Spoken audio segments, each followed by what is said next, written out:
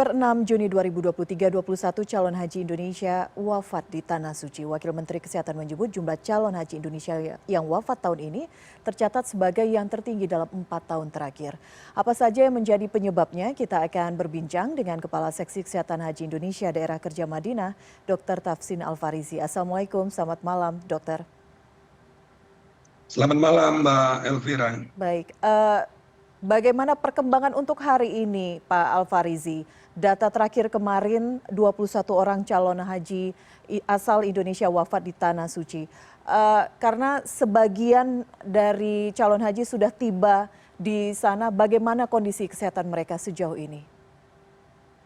Iya, sampai sore ini ya jam 16 waktu Arab Saudi,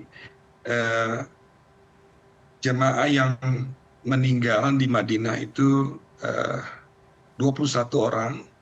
Kemudian di Makkah itu 3 orang, jadi total sampai dengan tanggal 7 bulan 6 jam 4 sore waktu Arab Saudi, ini sebanyak 24, Mbak Elvira. Baik, bertambah lagi artinya 24 orang. Kita tahu kondisinya di sana juga cuaca cukup panas ya, Pak Alfarizi. Mungkin bisa diceritakan saat ini kondisi cuaca di sana, tantangan apa yang kemudian harus dihadapi para calon haji kita ketika tiba di Tanah Suci? Iya, Mbak Elvira, situasi di sini cukup siang hari ya, itu sekitar 41, bahkan kemarin itu bisa mencapai 43 derajat Celcius ya. Ya, ini memang kita selalu menyampaikan kepada jemaah haji baik yang tiba di Madinah maupun di Mekah, kepada tim promosi kesehatan kita, agar jemaah haji ini melakukan aktivitas di luar gedung atau hotel untuk menjalankan ibadah, harap menggunakan payung, kemudian masker, kemudian jangan lupa minum air putih ya, 200 mili per jam. Kemudian dalam 1 hari itu kita berikan Oralid ya, ini supaya untuk mengurangi terjadinya kekurangan cairan. Bahkan kami juga menyampaikan kepada jemaah-jemaah yang risiko tinggi ataupun usia lanjut agar melakukan aktivitas ibadah dengan kemampuan kesehatan. Pak Alfarizi, karena memang tantangan utamanya tahun ini adalah jumlah calon haji yang memang adalah lansia. Mohon koreksi jika saya salah, lebih dari 40% begitu yang ikut tahun ini adalah lansia. Bagaimana kemudian memastikan bahwa, karena ini ya mereka menunggu sehingga baru tahun ini bisa berangkat. Sebagian besar mungkin sangat bersemangat sehingga memang aktivitasnya berlebih dan dilakukan di luar ruangan. Bagaimana kemudian mensosialisasikan ini, mengajak para calon haji ini untuk bisa tetap prima menjaga kesehatan mereka? Ya, kami kemarin juga sudah datang ke petugas kami. Kesehatan itu ada 3 orang, 1 dokter, 2 perawat, dan kita kemarin sudah menyampaikan kepada Karum dan ketua rombongan, bahkan kelompok bimbingan ibadah haji, agar bisa melakukan aktivitas ini dengan kondisi kesehatan.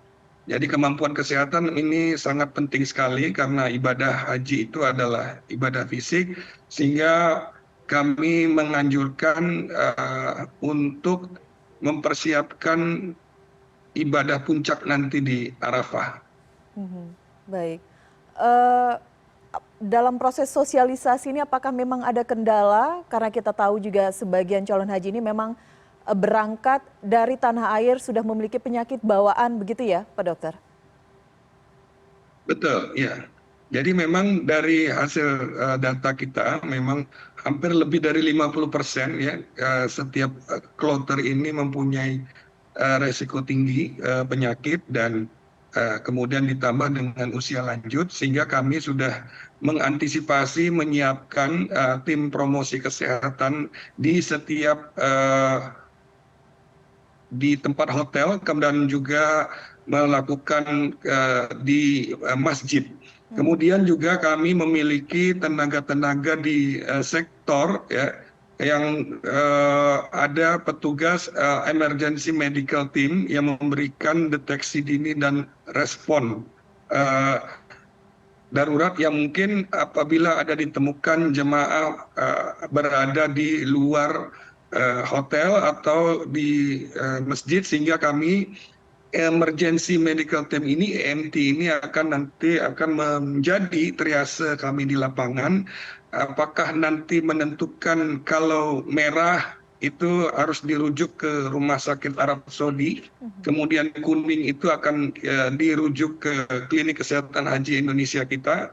Kemudian kalau hijau nanti tentunya akan bisa dilakukan tindakan secara oleh tenaga yang kesehatan yang ada di lapangan. Artinya petugas medis di sana sudah cukup banyak, posisinya sudah standby. Apakah ada rencana penambahan petugas lagi, petugas medis khususnya? Saat ini kami sudah tenaga-tenaga yang sudah kita siapkan, ditambah kemarin ada tenaga-tenaga lainnya seperti tenaga pendukung kesehatan yang juga melakukan membantu petugas-petugas yang dari PPIH kita. Tahun-tahun sebelumnya penyebab utama calon haji asal Indonesia wafat adalah penyakit jantung. Untuk tahun ini seperti apa? Penyakit bawaan seperti apa yang kemudian mendapatkan perhatian ekstra, Pak Alfarizi? Ya, dari angka kesakitan dan angka kematian juga di tahun ini juga penyakit jantung itu yang menjadi urutan pertama, kemudian nanti ada juga penyakit paru, kemudian ditambah juga penyakit diabetes kepada jemaah haji. Nah, ini memang kami juga menganjurkan sejak dari tanah air melalui beberapa kegiatan manasik haji ya, untuk selalu membawa obatnya dari tanah air.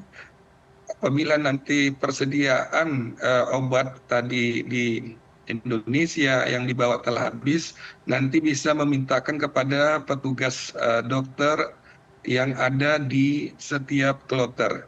Nah, ini memang selalu kami sampaikan terhadap seluruh jamaah ya, agar menggunakan rajin ya, meminum obatnya apabila mempunyai penyakit yang sudah kita ketahui, penyakit hipertensi ataupun penyakit diabetes yang sejak tanah air sudah mereka miliki. Oke, baik. Terakhir kita tahu nanti fase kedua begitu ya, penerbangan calon haji dari Indonesia akan segera tiba di sana. Evaluasi singkat apa yang akan dilakukan mengantisipasi kemungkinan cuaca akan bertambah suhunya dalam beberapa pekan mendatang? Ya, sebagaimana kita ketahui tanggal 8 besok itu masuk gelombang kedua ya, yang melalui mendarat di Jeddah yang kemudian menuju Mekah.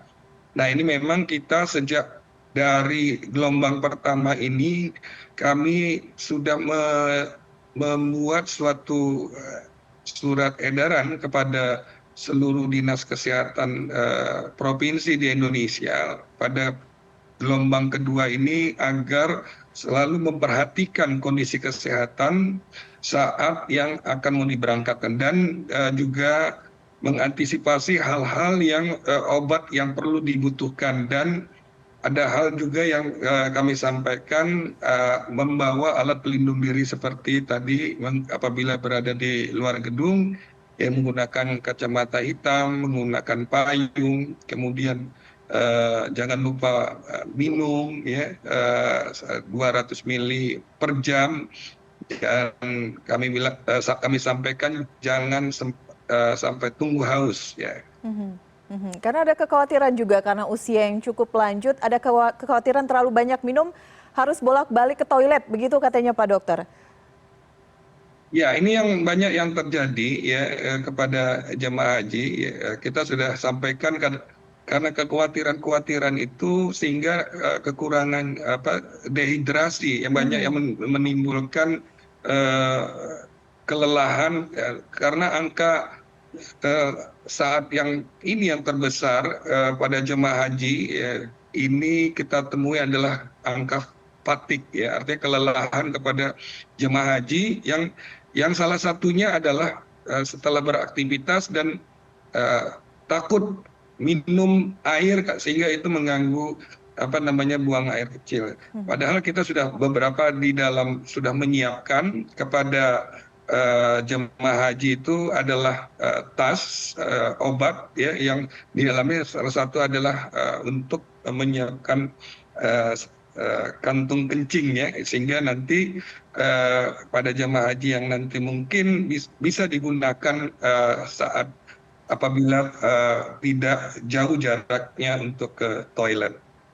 Baik, Pak Alfarizi, terima kasih sekali lagi. Semoga penjelasan Anda malam hari ini didengarkan oleh para calon haji yang akan segera terbang ke Tanah Suci. Sehat-sehat selalu, Pak Alfarizi. Kita harapkan memang pelaksanaan ibadah haji tahun ini bisa berjalan dengan lancar. Selamat malam. Assalamualaikum. Ya. Terima kasih Mbak Elvira, mohon doanya kepada jemaah haji Indonesia. Terima kasih, Bapak. Selamat malam.